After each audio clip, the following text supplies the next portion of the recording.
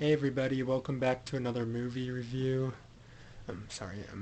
Today we will be reviewing, it made me kind of sad when I watched it. I was just a kid when I watched it, like at my grandparents' house, and today marks the what do you call it, the 25th anniversary, because it came out June 2nd, 1995. And the Carlo Carle directed this movie, and starring Matthew Modine, Eric Stoltz, Nancy Travis, Max Pomerank, um, Bill Cobbs, Ron Perlman, John Polito, and Samuel Jackson. I am reviewing this 25th anniversary review of the 1995 drama film Fluke. Here's a picture of it. Yep. And it's produced by Paula Maslansky, Lotta Ryan, Tom Coleman, and John Turtle. Written by James Herbert. He did the novel. Carlo Carlea and James Carrington. And music by Carlo Cili, Ciliotto. Huh. And Mark Conte edited it, and cinematography by Raffaele Mertes. And the movie is about an hour and 36 minutes. And and Fluke is basically a mutt puppy, a little golden retriever, played by dog actor Buddy, and voiced by, as he's a kid, he's voiced by Sam Gifaldi, but then he's like voiced by Matthew Modine when he's grown up.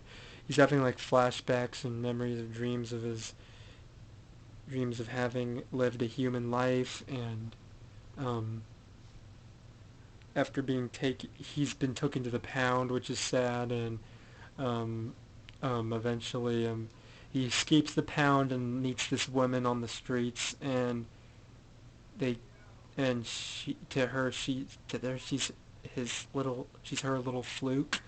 Eventually she coughs and she gets sick, and people pay her money, and sadly Fluke, apparently the ambulance had to take her away because she gets sick, and then she eventually dies, and then Fluke meets meets a streetwise dog named Rumbo, voiced by Samuel Jackson, and takes him to see a man named Bert, played by Bill Cobbs, who feeds them both, and then matures them into an adult dog, and then Fluke matures into an adult dog, played by Matthew Modine, and then he realizes that a man named Thomas P. Johnson, also portrayed by Matthew Modine, died in a car crash. And then he's abducted by a man named Sylvester, played by Ron Perlman, and then he is used to make makeup experiments for a cosmetics company.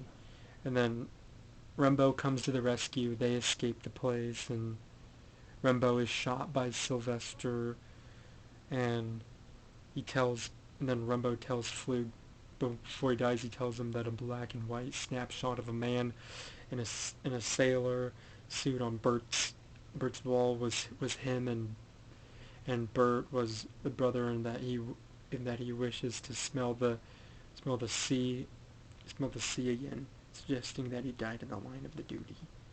Then after Rumbo's death, Fluke seeks out his surviving wife Carol, played by Nancy Travis, and his son Max Pomerank, and he reunites with them and he becomes their family dog. And then after he gets settled in, apparently Carol finds Fluke and the next morning she finds Fluke in her bed, and she's like, "Ah! What are you doing here?"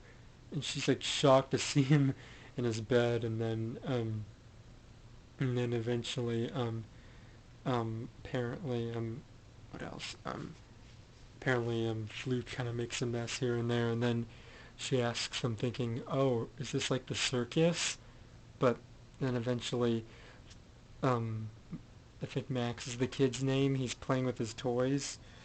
I mean, Brian, Max Pomerank is the actor of Brian, the boy, the little kid Brian, and then he's playing with his toys, which is cute, and I like this scene. This is like my favorite scene. He's playing with his toys, then Fluke plays with them back, plays them, and then he goes, "You know what? My dad used to do that," which was kind of funny. And then this man shows up, and then Fluke realizes that it's the man that is now with Carol, and and basically all this the dude's name is, it's his former business partner, Jeff Newman, and then he gets enraged and he tries to attack him, and then he runs off, and then Jeff calls animal control, and they try to chase him down, but he escapes, and then he runs from the premises, and then Brian ends up going missing the next night, and while looking for Fluke, and Carol implores to Jeff to help. So Jeff tries to drive back to the house, and then apparently apparently Fluke, who had been hiding in the back seat of Jeff's car while the latter was at work, comes close to killing Jeff, causing him to get to get into a car accident of his own. And then he has a flashback realizing that Jeff isn't responsible for the death at all of Fluke's human's death. So he Fluke had caused his own death when he recklessly drove on the wrong side of the road just to argue with Jeff. And then apparently Jeff tried to save him but failed, and injured Jeff, implied to have Fluke's true identity by bearing no will, and then eventually and then Fluke and then tells Fluke to go to Brian before before the latter catches hyperthermia, and then from the falling snow, and regretful from his actions, Fluke barks, and he also to a passing driver to get it to ask for help and all, and then he goes to a graveyard that is he where he had buried, finds and finds Brian there, who has been locked and unaware of the groundskeeper, and then Fluke keeps him warm, and then Carol eventually shows up, and then and then and then because apparently there were some drawings of Brian's father, and then Carol tries to coax Fluke to come home, and then eventually what else? And then and then apparently they used Carol's car to open the cemetery gates, and and picks up um, picks up Brian, and Brian tells Carol that he heard Fluke in a vision that Fluke had to leave them.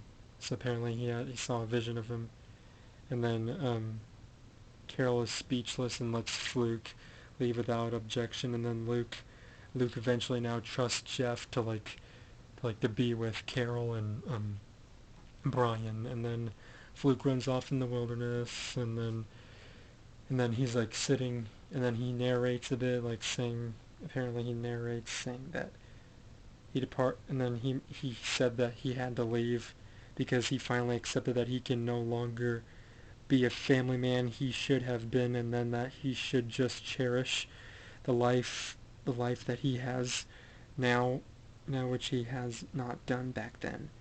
And then Fluke's resting upon a tree sometime, and then he sees a squirrel, and then it's the voice, Rumbo's voice, and then he's reunited with Rumbo and their buddies, and then he goes, now here, now there's a reason why I am in a squirrel. Rule number one. I can't remember what he said it like that, but and then after, so yeah, he gets to live with Rumbo now, which is now a squirrel, and he goes rule number one, and then that's the end of the movie, which is happy ending that he's reunited with his buddy, and I give the movie about an 8 out of 10 or a 9 out of 10, somewhere there, and yeah.